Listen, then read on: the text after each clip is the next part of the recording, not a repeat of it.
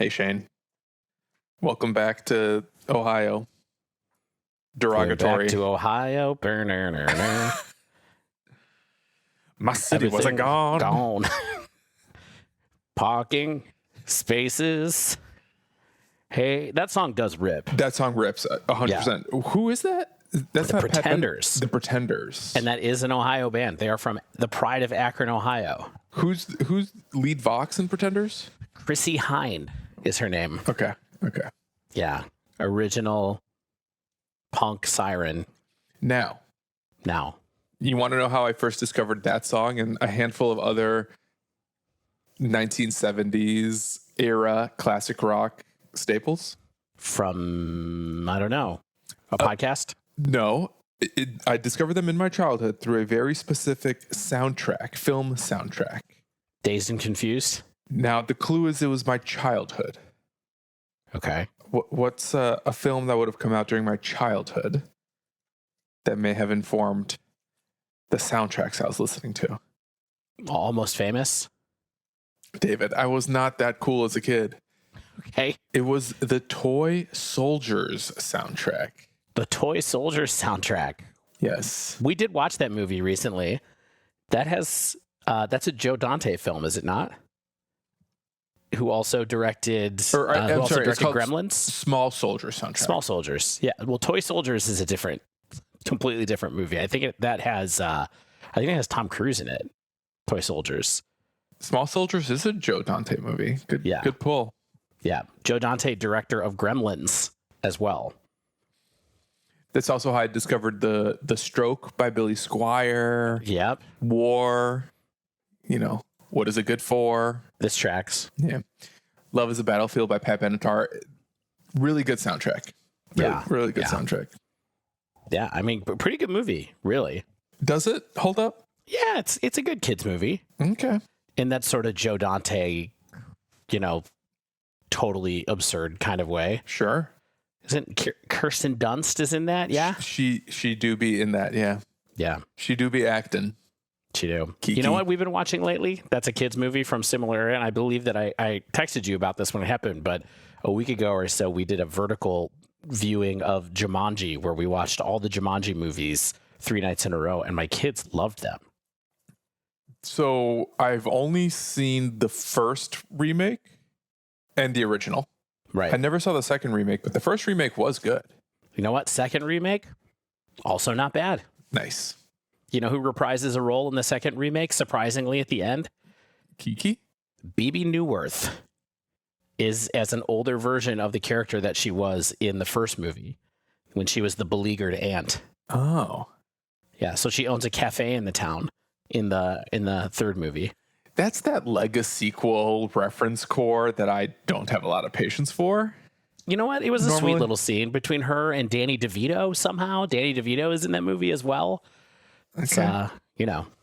I'll take your word for it. Yeah, not bad. Not bad. The kids loved it. That's what matters most. Did they like the original? They thought the original was a little too scary, but they liked it. Yeah. Yes. It is a scarier one. Yeah. What's your other, give us one more favorite movie from when you were a child that gave you good taste before we move on. There weren't any other film soundtracks, OSTs that I listened to, but a film that I watched as a kid a lot, that there's two that I think hold up really well. One is the original live action Teenage Mutant Ninja Turtles. Sure. It's the only good Ninja Turtles movie to this day. Agree. Well, no, I like Mutant Mayhem. I think too much. Mutant Mayhem's a little too modern. Yeah. Too many Adele references. What, you got a problem with Adele references now? This podcast is over. I just think I don't. No, that's what we have to cut. I don't need pop culture references in my movies. Yeah, it's tough to avoid the siren song of the contemporary pop reference that ages badly. It's a sign your script is going badly, is what it is. Even though the rest of the script isn't so bad, and the animation of that movie is actually beautiful, but yeah, Mutant Mayhem is certainly better than like the weird Will Arnett CGI Ninja Turtle movies. But even the live action trilogy, I think number 2 is really a departure from the first one, and number 3 is basically unwatchable. But the first one is like very dark, very gritty, and I think quite true to the grit of the original 80s comic source material, because that comic book is not a children's comic. No, it's not. It's extremely violent. It's Turtle Mania in the cartoon and really the 1989 movie that made it a children's franchise. Well, so the movie did not, I will say, having been there, I was there. The movie did not make it a children's franchise. It was sort of the capstone on the first chapter of it being popular with kids. But wasn't that it was the crossover moment when it really entered a pop culture sphere that the comics hadn't previously? The cartoon did that at least a year before the movie came out, maybe 2. Okay. So the toys and the cartoons were already popular with me and my friends, and then the movie came out, and we were all like, cool. And then we were all 10 or 11, and we were like, well, I guess we're done with action figures now.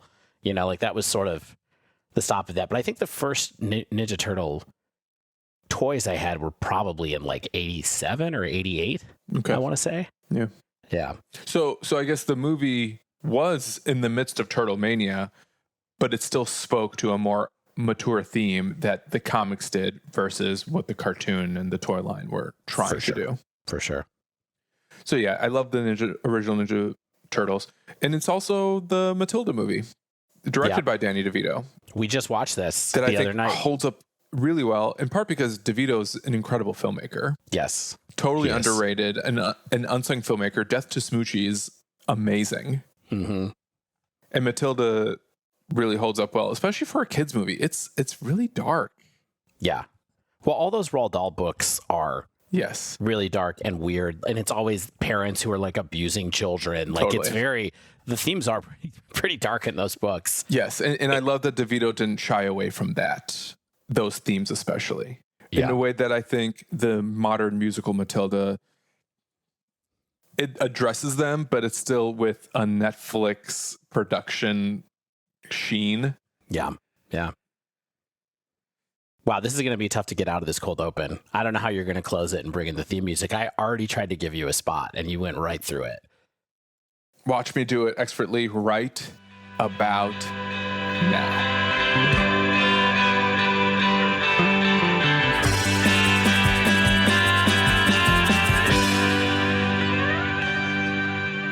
Hello and welcome to episode 323 of The Dive Down, a Magic the Gathering podcast focused on the latest decks, trends, strategies for the casual spike.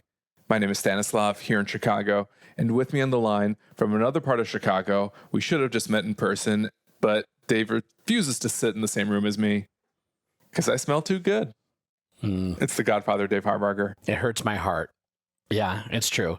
It's the Axe. I'm irresistible. Yeah, the Axe Chocolat, I believe, is your flavor, is it not? It is Axe Chocolat. It has been rebranded to Dark Temptation, but yes, Axe Chocolat is my preferred fragrance. I always forget it's called Dark Temptation now. Amazing. That's what it is. We should we meet in Chicago sometime at a there are podcast studios that one can rent where you have all the stuff there set up for you. They're not even like the nice place, Mystery Street, that wonderful place that we used to record a live episode in the past. It's just like a podcast booth for content creators and such. I think I could access one for free as an alma mater of Loyola University. Oh, wow. There's one near in Ravenswood as well, and near that place where we had tacos. Remember that place we had tacos one time? Not only do I want to do that very much, I'm convinced it would make our show noticeably better if we were actually in the room talking to each other. Well, you wouldn't yell at me about the sync being off every chance you get. My metronome lag. I'd find a way to complain about it anyway. I know.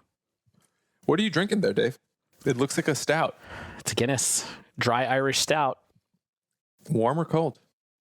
Hot. I like them hot. My man. It's cold. Yeah, whatever.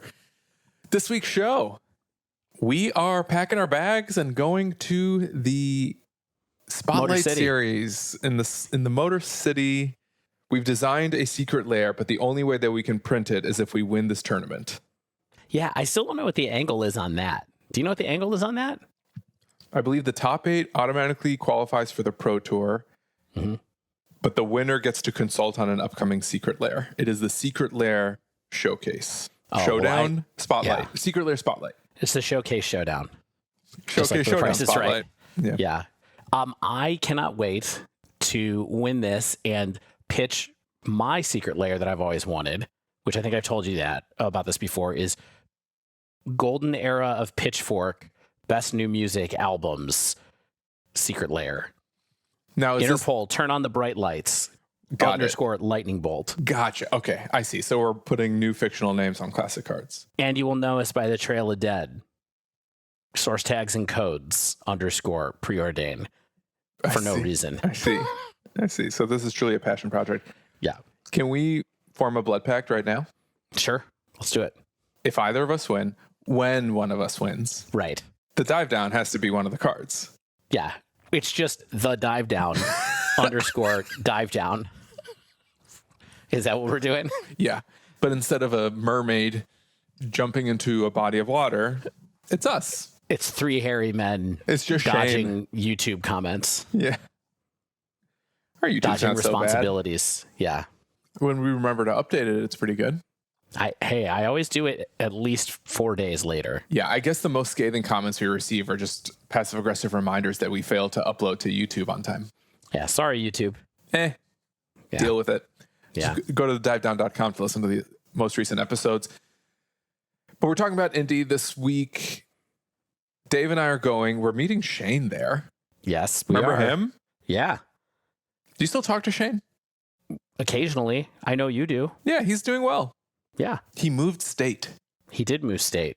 He's back in the town of our alma mater, our college alma mater. So cool. So cool. Whenever you're feeling hungry, it's Skyline time. Walking around campus in his tweed suit with his elbow patches, saying, hey, get off that one wheel, you darn kids. You know what is going to be interesting is that now he's an hour later than us instead of an hour earlier than us, which is different given that he's not on the podcast anymore. But I do wonder if it's going to affect other things. It's certainly going to affect my sleep at night because I always like to know what Shane is up to as I'm closing my tired eyes. Yeah. Yeah. We're talking about Indianapolis. We're talking about Modern. Are you sure? Eventually we'll get to it. And really, we're just going to share what's on our mind with regard to the format, what we've observed both from playing and from reading tournament results. I played an RCQ again over the weekend. I'll talk a little bit about lessons learned from that experience with regard to the format in particular. Dave fired up another Prowess league. 2, in fact. I've been leaguing. You can't be stopped. More than one league. Well, it probably takes 40 minutes to finish a league. You'd be surprised. 50? We'll talk about it. But first, let's housekeep. If you'd like to support our show, you can join the Patreon at patreon.com/thedivedown. Gets you into our Discord. When we meet up with Shane in Indianapolis, among our plans is to do a handoff of pod swag in order to centralize some of our reward distribution methodology. At my house. That's right. Yeah, pod swag is coming to my house. My house. So for existing and future Dive Down Nation citizens who are owed pod swag, it should start shipping out in June because we need to collect some stuff from Shane. He's been holding it ransom. Yeah. In Denver. And we've always said we're afraid of the mountains. We prefer flatness. I'd never go back there. I have bench warrants in Denver. So you can find us on Patreon. We have a store at thedivedown.com/store. And we have some promo codes with our affiliate sponsors, including Heavy Play, who will give you 10% off your first order at heavyplay.com with promo code TheDiveDown2025, as well as Mana Traders, who will give you 25% cash back after 3 months of the rental service with promo code TheDiveDown, all one word. Save some cash playing Moto. You know you want to. Final Fantasy's coming out. You want to brew? You don't need to buy those cards. You can just rent them from Mana Traders. That's what I'm going to do.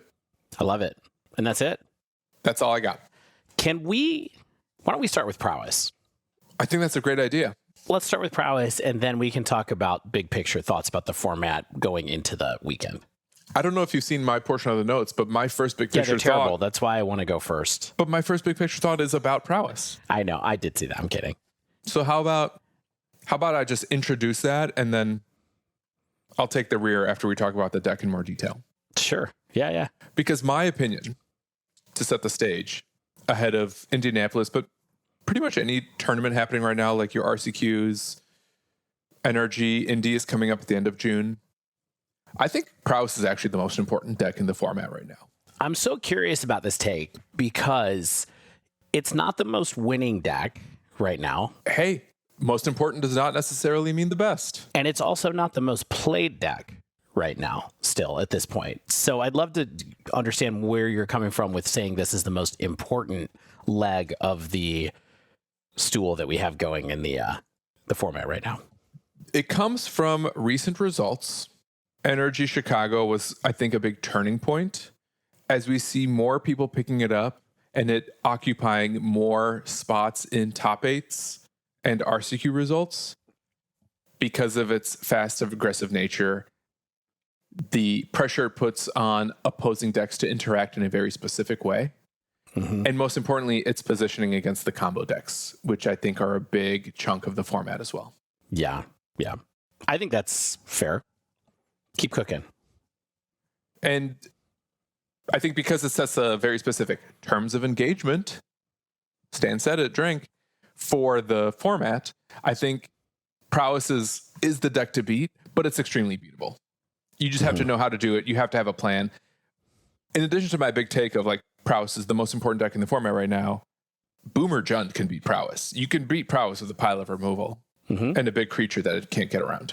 Sure. I guess they can fly over it with Slick Shot, but in general, Fatal Pushes, Lightning Bolts, and Inquisition of Kozilek are kind of all it takes to beat Prowess. Yeah, nobody is playing those in a single deck right now, though.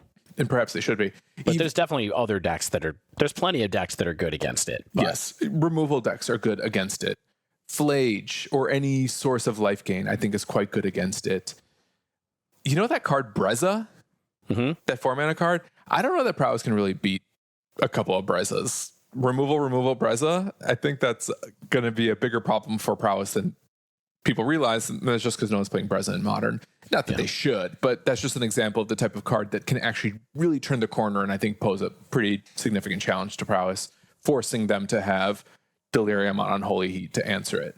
Yeah, I mean, I have thoughts here. I don't always have the best idea of like the way the lineup or the matchups are matching up right now. I'm going to take a little look, see what we can see about win rates and things like that while we're talking. Yeah, I think Prowess is, again, like every time we come back to this deck and when it's good, I do think it's a slightly different deck than what people think it is. Does that make sense?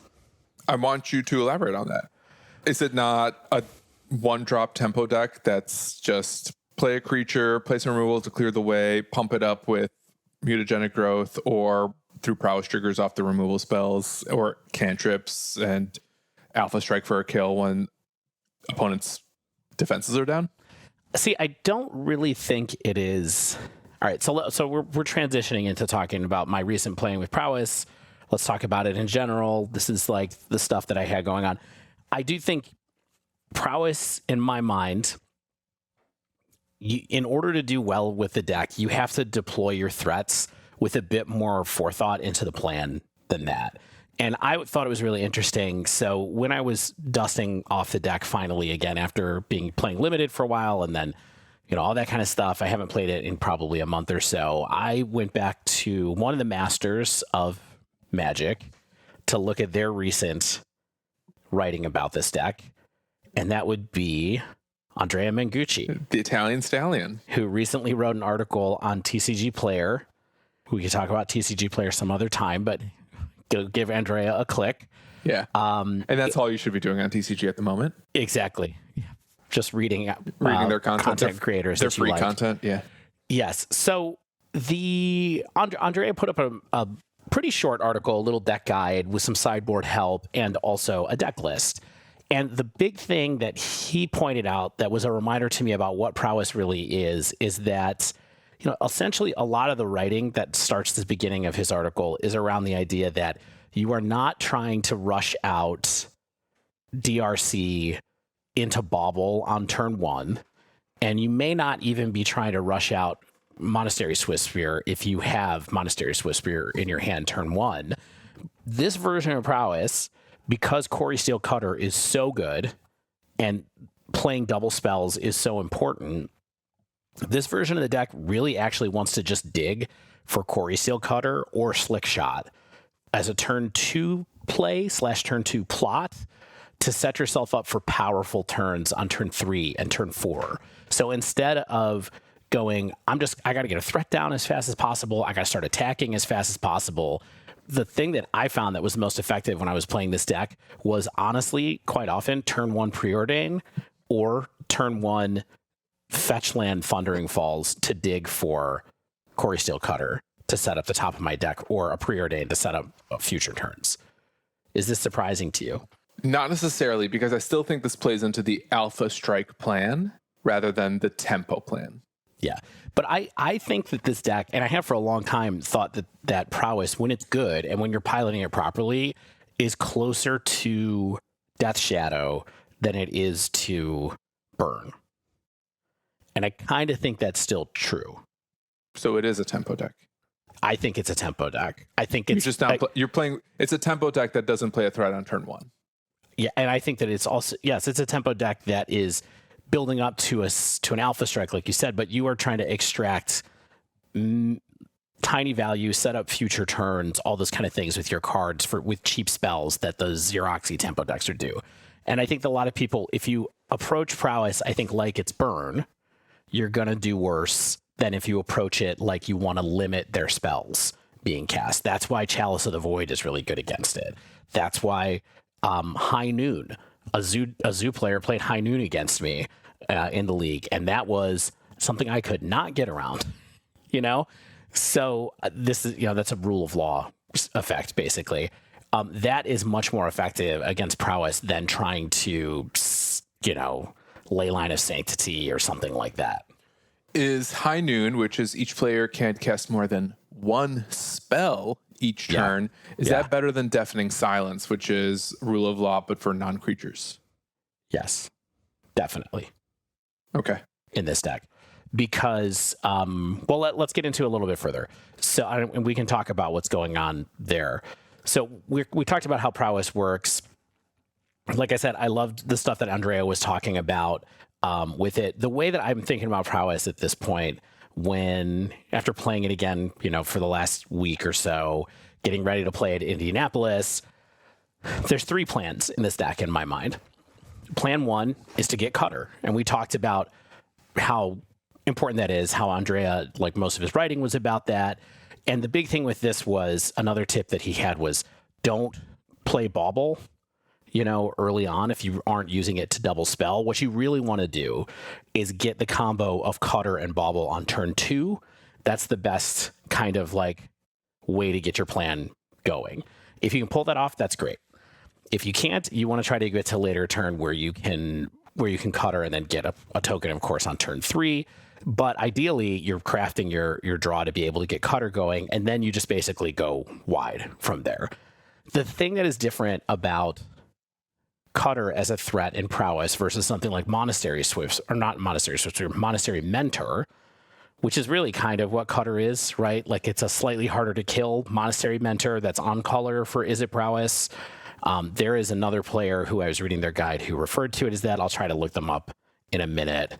But the deal is that because Cutter doesn't proc only on non-creature spells, your 1-drop creatures are very important as things that can help make a token happen on your later turns when you have mana, which is another reason you don't really want to or have to play a threat on turn 1. Because what you're really trying to do is go Cutter Swift Spear if you get to turn 3, or Cutter DRC if you have to. It's that kind of stuff. But quite often you're even doing just Cutter Preordain, trying to set something up, see if you can trade the first Cutter token for something and then kind of try to go off on subsequent turns. Again, the times I did the best in matches is when I did a couple of trades with Cutter tokens, then made a big board, then killed them. Mm-hmm. So imagine Ragavan. Yeah. I played against Zoo a lot of times with this deck, and I think I won twice. I don't remember exactly how many times. I won at least once. I lost at least once. I think I played it 3 times, but I also had a bunch of Magic Online problems this weekend where I had to concede a match in the middle because it was lagging so badly, which was kind of annoying. Uh-oh. Yeah, for practice. So it is what it is. And I think one of the matches I scooped against was against Zoo. But But Ragavan into Cutter is a little bit awkward, because it's like you can attack into it. You can pretend like you're going to kill my Cutter token and hit me with a Ragavan. I also have Lava Dart in my deck. So it's decks that have threats like that you really go like, well, I can just actually win like an attrition war with Cutter. I'm not just trying to kill. I'm trying to buy a little bit of time, trade off some material, maybe trade my spells for drawing other spells, then build a board and then attack. So Zoo's an interesting one to cite because looking at mtgdecks.net win rate matrix, Prowess is 39% against Zoo. Well, it's interesting because I didn't feel like it was a great matchup when I was playing against it, for sure. Yeah. But it's that specific card. Yes. That was a moment that you can trade off, right? Right. And I think Ragavan is historically bad against decks that can easily do a point of damage, and like that's the first card you cut. Right. I do imagine that Prowess has a Scion of Draco problem. Not to mention that Zoo is a deck that plays 10-ish main deck removal spells between Lightning Bolt and Tribal Flames. Leyline Binding. And Leyline Binding, now we're up to 12. Yeah. So yeah, I don't think it was a good matchup when I was playing against it. In fact, I think most of the decks I played against probably have good matchups against me. The only decks that I remember beating soundly, I want to mirror. So for what it's worth, in my league, even with conceding 2 matches and just dropping, I went 5-5 across 2 leagues. Okay. And I had 2 matches that I scooped purposely because Magic Online was bad. Okay. Now, would I've lost those? Maybe. Anyway. But Black White Blink was one deck that I actually very surprisingly won against pretty handily. And it's interesting to see on here that Prowess does have a really good matchup against that. And then the other one is that I beat was like a mono white deck, and I beat the Mirror pretty handily. The other decks I got paired up against, and Tron. I played against Tron at least once, maybe twice, and those are good matchups for the deck. Yes, that's what you want to see. Yeah, but I played against Zoo a bunch of times, and I played against Living End, actually at least twice out of the 10 games. And I won one of those and lost one of those. Yeah, I can see you're trying to beat Living End before they're critical turn 3 and just hope they don't have it on 3. So it's weird. Like one of the games I won, I did like pre-board, you're just racing. Of course, as soon as you realize that that's what they are, you're like, okay, I'm hoping that I have a race hand. I think you're trying pre-board to do most of that. Yes. But post-board, you have 2 Spell Snare, 4 Consigned to Memory, and 2 Soul Guide Lanterns that I was bringing in. So I was bringing in 8 cards against Cascade / Living End. And so there was a game where I just basically hit somebody with with DRC over and over again and just kept thwarting their Cascade trigger. Mm-hmm. And that's kind of like, well, you kind of get there eventually then, as long as they keep trying to cascade into you. Now, if you're playing against someone who is good at Living End, they'll just start hard casting creatures, and then it gets harder. Yeah. When they start hard casting Curator Mysteries and stuff like that. Yeah, then you're just trying to hope to get around the 4/4, just deploy more threats than they can block. Yep. So anyway, we kind of got off the plan. So plan 1 is Corey Steel Cutter, and it's the best plan. It's what makes the deck good at this point in time. Sure. Plan 2, the one that you were just intimating towards, is the one that is, hey, I'm going to get Slick Shot Show Off, and I'm going to try to kill somebody really, really fast. Right. And that's why Violent Urge is in the deck. Yes. Which I think people understand. But, Devin had kind of said, and we had talked on here, and I was skeptical about that card when we saw it was starting to get popular in these decks. I would not say that I'm skeptical about it now after playing the last couple of weeks, especially against some of these decks that have combo or that killed a bunch of my stuff and then I managed to recover thanks to Violent Urge. I actually think that it's kind of essential to the deck the same way that having some number of Teamer Battle Rages was essential to Death Shadow. So I did manage to win against combo a couple of times because of that. I did manage to recover because of that. I did manage to have one game where even I just kind of like solo had a Monastery Whisper go the distance when I didn't have much else, but I had a lot of pump spells and like a Spell Snare. And I just had it well-timed post-board and just killed somebody by making like a 16-4, an 8/7 7 double striking Swift Spear or something like an 8-9, I guess. Yeah. Did you see that list that Mengucci trophied with where he cut the expressive iterations? I didn't see the list. He mentioned in the article that he was thinking about doing that. Yeah. So anyway, that's plan 2 is like go tall, slick shot, try to kill somebody as fast as possible. Slick shot is your key to the speed win. Corey Steele is not as much of a key to that, although you can end up attacking with a ton of tokens on like turn 4 or turn 5. Sometimes with that, the only the way that you really kill somebody on turn 3 is with a bunch of mutagenic growths and a violent urge and a slick shot or a monastery Swiss that you drop early. So a little tougher with Corey Steele to do that, but Corey Steele is the thing that makes you actually formidable across the game. And then the crazy thing is that your backup plan, which is really tier number 3 plan, is just Dragon's Rage Channeler, which is a pretty good backup. Yeah, it filters your deck, it flies. What more do you want? Exactly. So having that as and it enables Corey Steele Cutter because it's a 1-drop, all those kind of things. So I really feel like this list is really, really good. Enjoyed it. Now, expressive iteration is a great question. Yeah. I would prefer to keep playing it for now just because I think that I like having that ability to recover and I like to draw cards. But it is pricey and it is kind of slow in this format, believe it or not, or in this deck, it can kind of get in the way. It's awkward if you draw in multiples.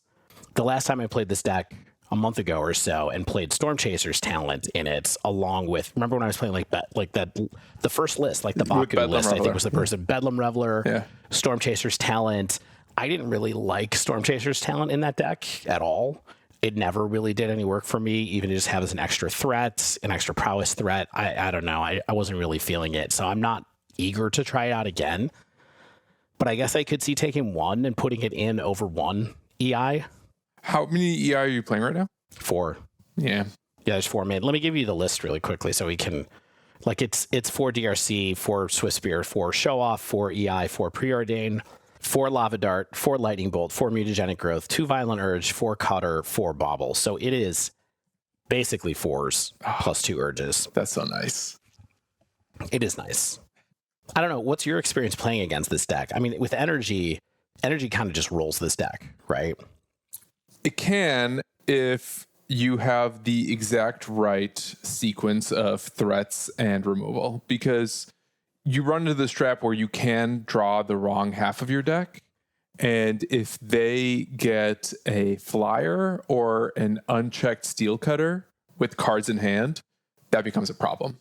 And I find that with the energy matchup, I kind of actually just want to get them hellbent because they have a really hard time recovering. They need expressive iteration to potentially recover from that. But even if they're hellbent, you can either deploy threats faster they can or start sandbagging removal spells so that if they find a way to get out of that position, you have an answer for that.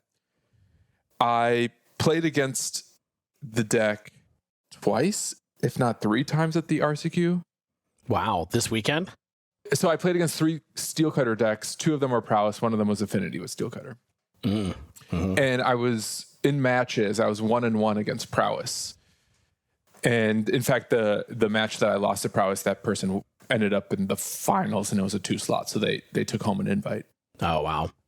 Anything seem weird about those lists, or do they sound kind of like the list I was describing? They sounded exactly like the list you were describing. And the games I won handedly. There was one game where I snap kept, and I just literally said to my opponent in a polite way of like, if this doesn't get me there, nothing will, because my hand was removal spell, threat, flage, and 2 lands. And I was like, this is just exactly what you want. Yeah. And with that hand, it's easy mode.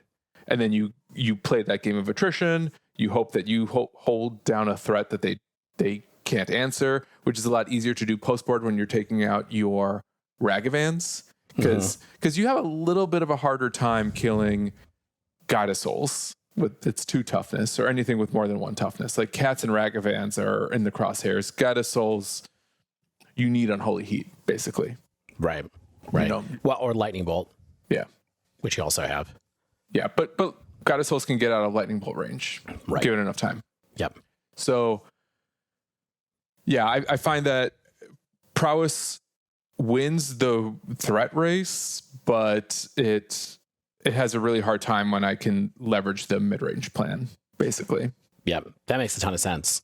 I mean, it's part of the reason what you were just saying about Guide of Souls and bigger threats that I sort of want to look at, like, instead of sideboarding, the sideboard of this list right now, maybe instead of like getting rid of EI or something like that, or in the sideboard, there's Shattering Spree and Spell Pierce and 4 Unholy Heat and another Violent Urge.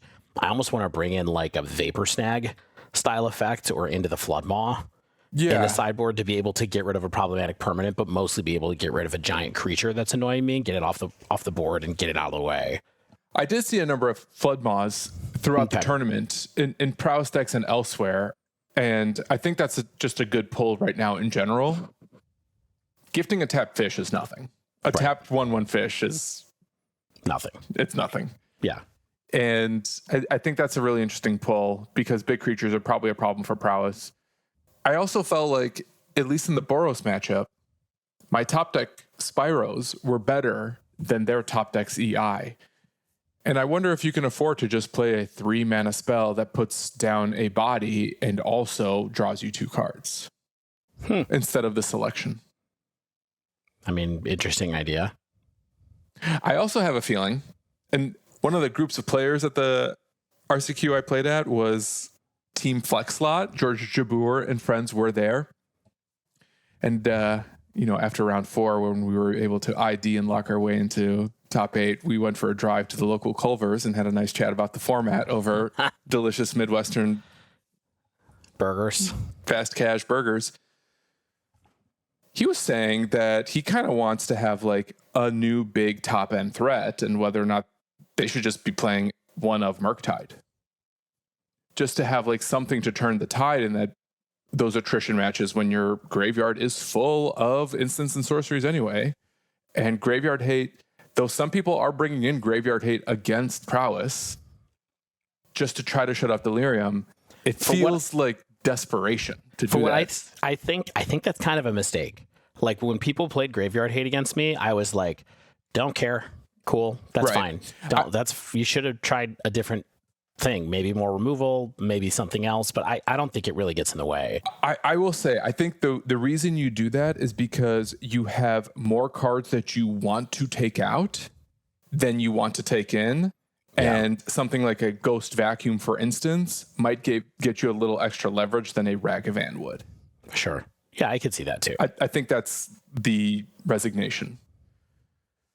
If you're resigning to put Graveyard Hate into the deck. Yeah.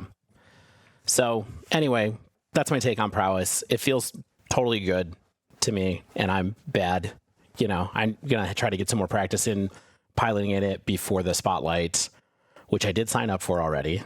Ooh, I should do that. Even though every time I keep checking on it, there's like 20 people registered. So. I know. I'm like, ooh. So maybe we're just going to do a split between the 200 people that are registered, or what? Split the 10K. Everyone's happy. Perfect. We do it. I have this theory, which is part of why I believe that Prowess is perhaps the most important deck in the format right now, is because it helps establish a rock, paper, scissors between Prowess, Energy, and the cloud that is combo decks. Yeah. Because I feel like Prowess is really good against most, if not all, of the combo decks. Titan is the one that's kind of a problem, just because it has creatures with big butts and life gain effects. Yeah. Titan people have written in to insist that Prowess, this version of Prowess, is too slow. Yes. To be Titan. I don't know for sure, but. And the numbers seem to support that for whatever that's worth. But with the exception of Titan, it seems like Prowess is favored against most of the combo decks, while most of the combo decks are favored against Energy, and then Energy is favored against Prowess. So you kind of have this relationship between a large swath of the format. And midrange kind of just doesn't exist. Your midrange decks are Eldrazi and Black-White Blink. And I don't feel like those decks are present enough to be a problem for Prowess. And likewise, I don't know that those decks are positioned with the right mid-range tools to pose a considerable threat to the Prowess strategies. Right.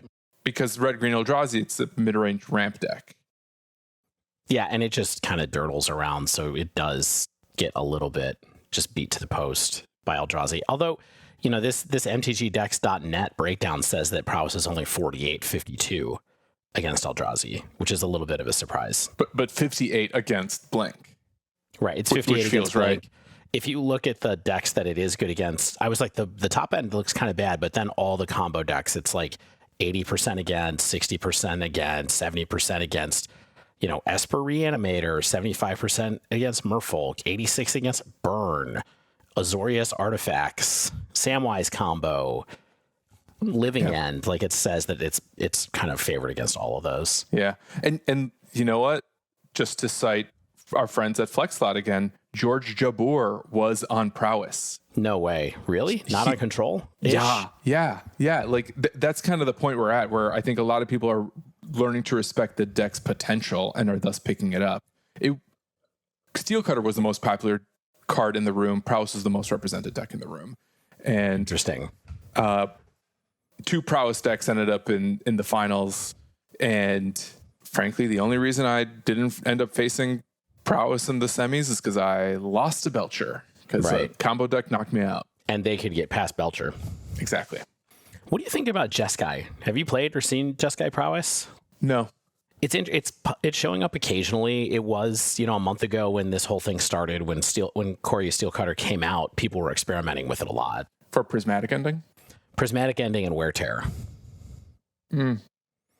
Yeah, I don't know. Like I set the cards aside and put them in the same box to be able to change to that if I want to, because it's only like 8 or 9 cards that you need to carry. But I don't know about it. It's a question of like, is Wear Tear enough to turn around the Amulet Titan matchup? Is a single Wear Tear enough? It might be if you're fast enough. If you draw it at the right time, maybe a single Wear Tear followed by a big slingshot. Yeah, maybe that'll do it. It just seems like they're not that much better tools than what's there, except I think that, and we have data for this, but obviously Pending is a good answer to Corey Steel Cutter, main deck answer to Corey Steel Cutter as well, and a main deck answer to Flage, and a main deck answer to Amulet, and like all these things that are in that space. But I don't know. It feels like you're taking away a little bit. So crazy, it just might work. I mean, maybe if you're like, hey, I'm not going to play Expressive Iteration, you just take out Expressive Iteration and just play 4 Pending instead with a Sacred Foundry. Yeah. It seems like Deafening Silence is a big problem against you. And yeah, I guess like there's Chalice is the other one that's a huge pain. Yeah. And it's too bad there's no asymmetrical rule of law effects. That would be nice to figure out like a white card that breaks the mirror. Yeah. Orum's Chant. You could run Orum's Chant. I mean, people do. And kick it. That's the other thing that I saw was people running Orum's Chant in these decks, and I was like, I don't know about all that. Orum's Chant, you know what? So hot right now. So it is still pretty hot. Okay, so why don't we talk about the rest of the meta real quick? Because I think that's enough of my, testing of Prowess again. Well, how about to talk about the rest of the meta? Can I share a couple more of my observations and takes? Oh, yes. Although before we get off Prowess, I do want to share a couple of tips, little things that I learned. Please, right now. Hit me. So a couple of things. I love the 1-drop thing that Mengucci talked about. Use your first turn to try to get your future draws better. Don't worry about putting a threat down unless you're really going aggro. Something to keep in mind. Don't forget that you can make tokens on your opponent's turn with Cutter. You should try to do that, especially if you have a Lava Dart in the graveyard or something like that. I do think it's very worth it to spend time doing that. And I definitely won 1 or 2 games because of remembering to make an extra token on my opponent's turn. The 2 spells that you're casting on an opponent's turn are almost always removal spells, though, right? Like it's Bolt, Dart, or maybe a defensive Mutagenic Growth. That's right. Or a Violent Urge if you're just trying to get a token for some reason, but you're probably not going to do that. So it really comes down to Bolt and Dart in that situation. But remember, you can do it, and it might be worth it sometimes. You're doing so much combat math with this deck that you have to look for opportunities like that for those couple extra points. Mm-hmm. And then the last thing I was going to say was, this is something I realized in the mirror, but I don't know if everybody knows this, is that there is no window to pick off a Monk token with a Lava Dart. Okay, so if your opponent triggers Corey Steelcutter, the ability to attach Corey Steelcutter to the new monk token is all resolved at the same time. So there is no token comes into play, triggers the ability, trigger goes on the stack, pick off the monk token with a lava dart. That does not happen. So don't think that you can, like, don't craft a game plan around a cheeky pinging of somebody's monk token with a single damage spell of some kind. Right. Don't forget. And that's just advice for the mirror. No one else is pinging, really. Yeah, these are just timing things I noticed that you should keep in mind. Who knows when that might come up for someone? Totally. Maybe you're trying to do it with a Yawgmoth trigger or something like that. You know, guy to give something -1/-1, maybe. But you don't get an opportunity to do it. Yeah. I love this. Okay. That's it. That's the last couple of observations I had. Here's an observation for you. Combo decks are evolving. They're evolving or they're here? They're evolving. Okay, how are they evolving? I think Cascade is having a moment. Oh, I can guarantee it's having a moment right now, given the fact that I ran into it at least twice in the league. And you specifically ran into Living End. Yes, I did run into Living. I know I keep saying I played against deck 3 times, and maybe it just felt like I played against these decks because my matches still took forever to play. But I did play it at least twice. Footfalls also won a challenge over the weekend. Yeah. And then it top-8'd another one. Amazing.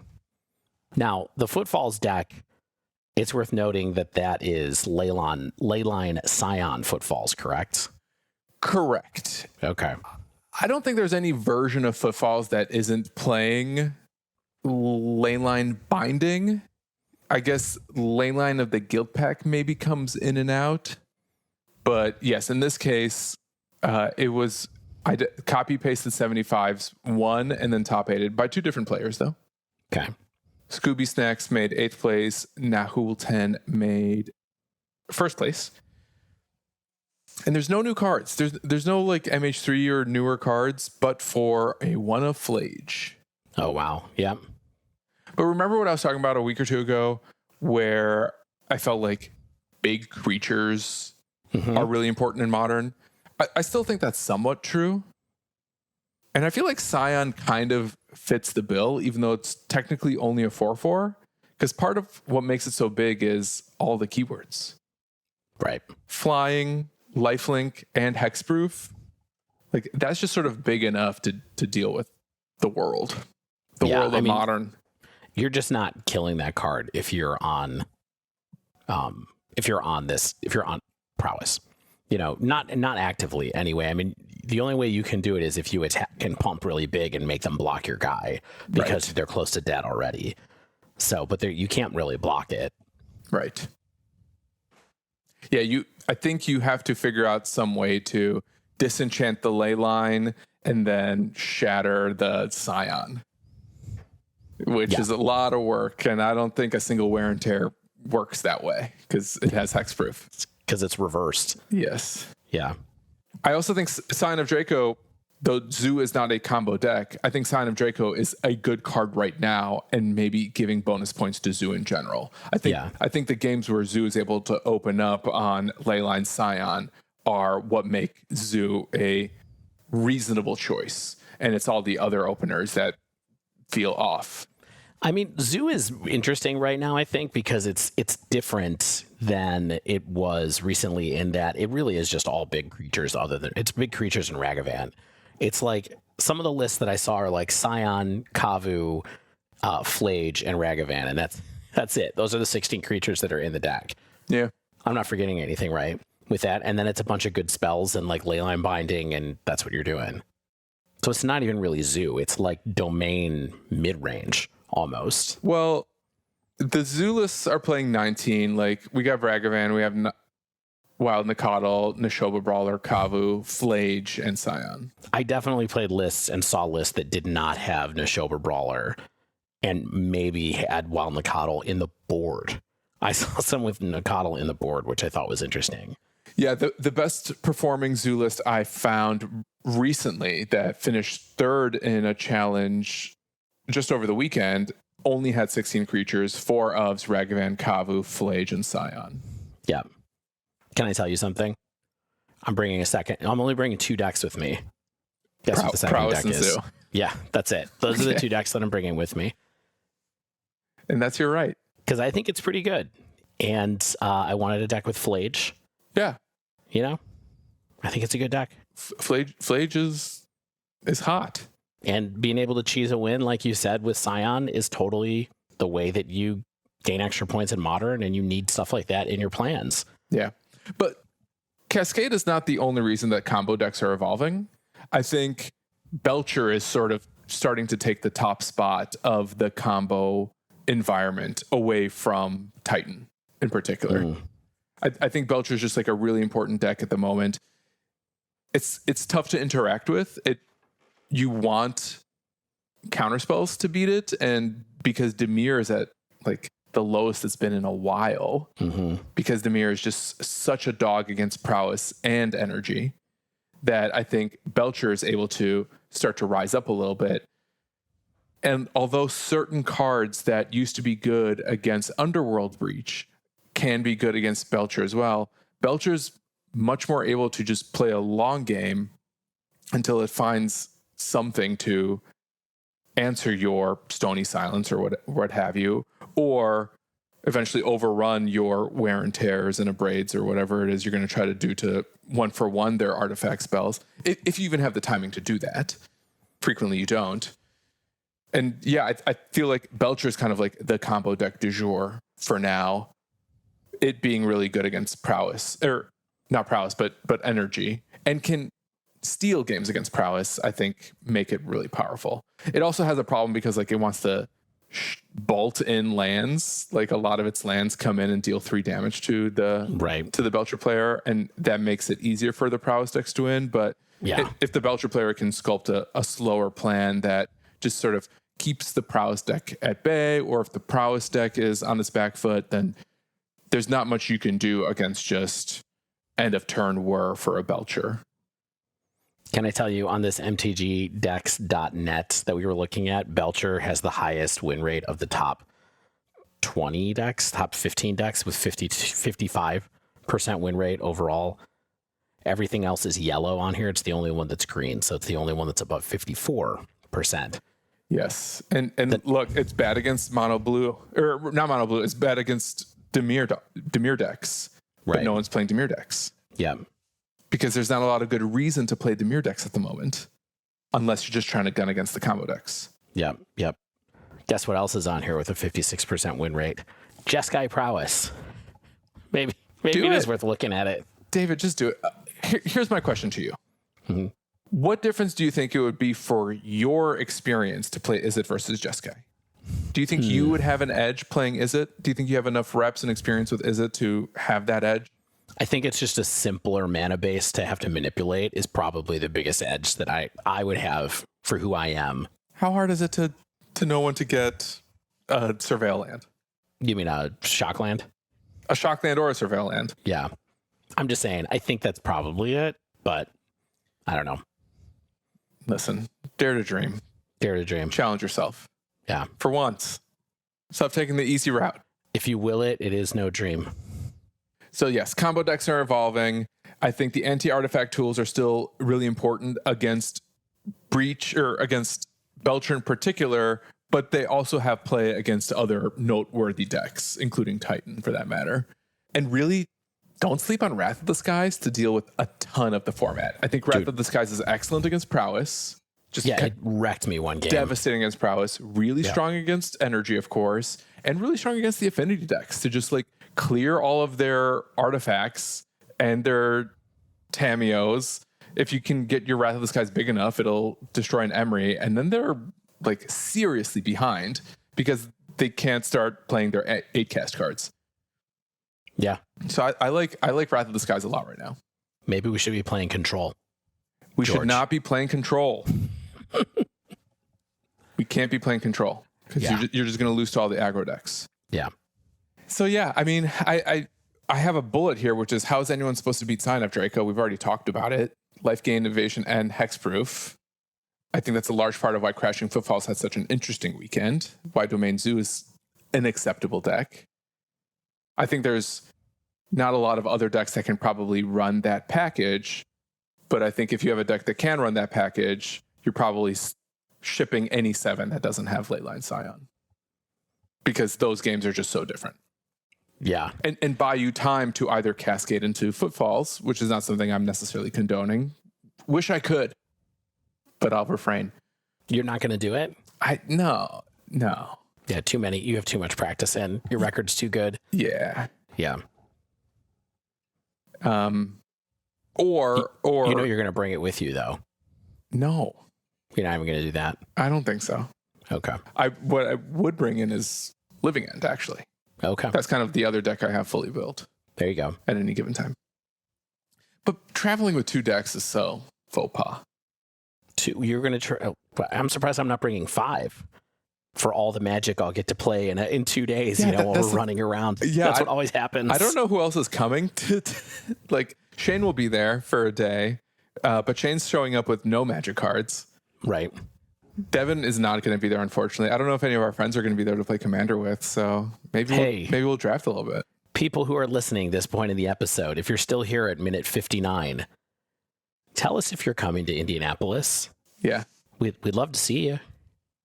Stan and I were talking about going to see a punk show on Saturday night. Yeah. Does that sound cool to you? It should. Text us. Punk music is alive and well. Yeah.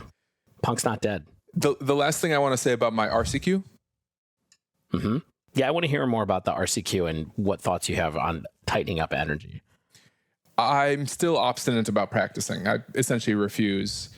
And apparently I don't have to, because I just keep making top 8s and IDing into the top 8. Yep. I probably should be practicing more so that I can get out of the quarterfinal curse that I've been in. Well, you just keep drawing into Belcher, though. Haven't you drawn into Belcher the last 2? Or has it been all of them? No. In the first RCQ I played, I lost to Belcher in the Swiss. I actually don't remember. And then I lost to Demir in the top 8. In the second RCQ I played, I just played against only Affinity, and there was one Affinity player who had my number. Right. Okay. In fact, the Belcher player who knocked me out of the top 8 over the weekend was the same player who beat me in my first RCQ. Chicago, the RCQ circuit is a really small group of players. Wow. Yeah, the people who are there together, huh? Yeah. It's Team Flex Slot. They're just like going from store to store bullying us casual spikes. Well, they're organized enough to have jerseys and their own web app. Hey, I always wear my Dive Down Rhino shirt. That's basically a jersey. It's true. I'll have my hat. It doesn't look like an old-timey baseball jersey, but we can't afford it. That's not the style we would pick anyway. You don't think so? If we were to pick like uniforms, what do you think our uniforms would be? It would be one of those NASCAR jerseys that's just like covered in logos. Mostly for brands we've either made up or would never sponsor us. Like we would have ExxonMobil logos on our Magic the Gathering jersey. Yeah. Could be the move. We stand Morgan Stanley. So even though, as I said, I've been obstinate about practicing in that I refuse to practice outside of these paper RCQs, I did want to defer to someone who's putting more work into it. So I picked up Misplaced Ginger's list and sideboard guide. More for the sideboard guide than the list, but to save brain power, I just figured I'd default to his list. And he was playing 2 Voice of Victory and 2 Fable of the Mirror Breaker.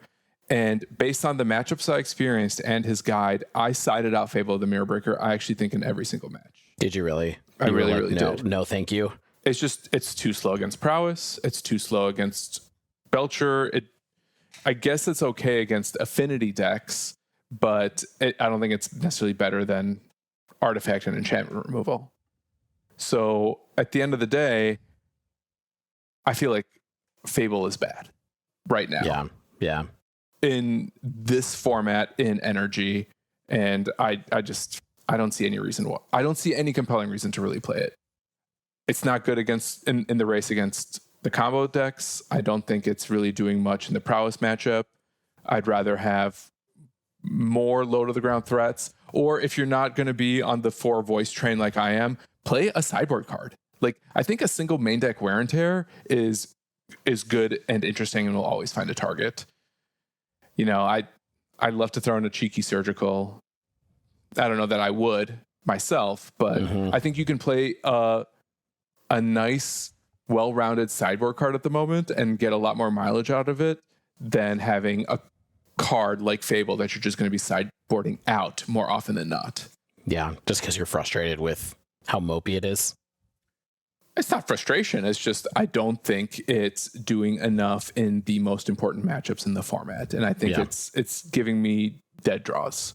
Yeah, I never played it, and I never drew it, and I realized the reason I never drew it is because I sided it out in every match, and not because I didn't want to play it, but because the sideboard guide I defer to from a much more successful player told me to, and that sideboard guide got me pretty deep into the tournament, and there's definitely some agreement, there. Maybe not in overall deck building, because I think what Fable is good at is a well-rounded, mid-range, long game tool in an open environment. But I don't think the environment is that open right now. No, it's not good against combo, so that's your biggest weakness. You probably don't want that in your deck first game one, right? Yeah. Is that kind of the math you're doing, and it's not good against prowess, like you said. But you could probably draw a 5-card hand and beat prowess somewhat often. So I actually think I did that. Yeah, did you? I think I did that. Okay, before we let everybody go, sure. Any last thoughts? I think Indianapolis is a really lovely city. Yeah. In the spring and summer. A very walkable downtown. It's not downtown Denver we're talking about. Like, Indianapolis has this like little downtown park. It's got great breweries. Yeah. And maybe you'll see us at one of those. But I think it might be a rowdy city because of how well the Pacers are doing in the NBA playoffs. Pacer fans, let me hear ya. Pacers, let me hear ya. Joshua Jackson. Maybe we'll see Caitlin Clark, Indiana Fever fame. She is injured, so maybe she probably doesn't have anything better to do but to go to the Magic the Gathering Secret Lair Spotlight. Dust off her living end deck. Professional athletes have other hobbies too. Yes, that's right. So, Stan, what do you think is going to be the most played deck day one? Prowess. I think Energy still.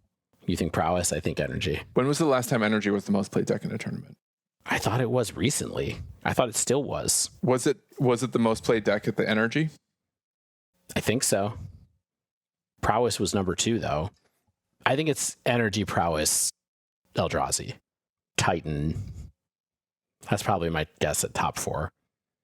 Do you want to put it down on paper? Do you disagree? I was trying to find Energy data and I couldn't. Yeah, I mean, the 5K RCQ at SCGCon Hartford, Boros was the most popular deck, followed by Prowess, followed by Titan. Titan, okay. Yeah. So yeah, maybe Boros remains pretty popular. I think Prowess is just gaining in popularity, though. I think people really respect the fact that you can win on turn 3 and just cheese people out very, very often. And I think that's pretty important. Yeah. I think you can even cheese out your bad matchups. And that's what you kind of need to do to be successful in Modern. Yep. So I can, yeah, sure, mate. I'll resign and concede to you that, like, even if Energy is the most popular deck in the room, I think Prowess will probably be pretty close behind. And then after that, I bet it's going to be either like Affinity. I don't think it'll be Eldrazi, but I can see it being something like Affinity or Belcher or Titan. I think it's going to be one of those 3. Yeah. And I think that's probably just the top 5 there is some order of Energy, Prowess, Affinity, Belcher, and Titan. Yeah. I just have Eldrazi in my list still, but we'll see. And that's your right. It's your list. That is my right. Yep, that's my list. Okay. That wraps up this week's show. Text us, find us in Indianapolis. We'll be there probably a little bit Friday night. Harder to find us on Friday. We'll be there all day Saturday and probably a little bit on Sunday morning. Yep, exactly. If you want to reach out to us, you can message us on Blue Sky. Search up the Dive Down. You can also find me on Blue Sky. I'm just Magic the Gathering .bluesky.app. something or other. Yep. You can also just message us on Spotify if you'd like to. If you're a Spotify listener and you want to leave a comment saying where you'll be, I can at least give you an emoji to let you know that we saw it, give you a little reply. we can do that kind of stuff too. So I love that. I love that. Heck, you can even email thedivedown@gmail.com. That's right. One of us will hopefully see it. But if you haven't yet, subscribe to our podcast for future episodes about future formats and future tournaments and future travel plans on Apple, on Spotify, or wherever you listen to podcasts. You can support us at patreon.com/thedivedown. Buy some of our swag at thedivedown.com/store and check out our sponsors, including Heavy Play, who will give you 10% off your first order with promo code thedivedown2025 over at heavyplay.com. Or Mana Traders, who'll give you 25% cash back after 3 months of service with promo code thedivedown. As always, special thanks to the bands Nowhere and Spaceblood for letting us use their music.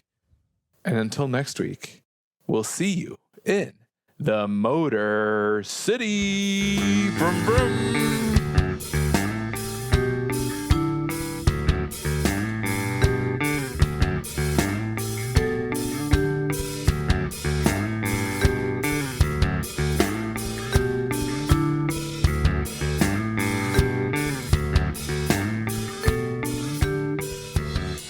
Yes, we know Motor City is Detroit and not Indianapolis. What's a Detroit?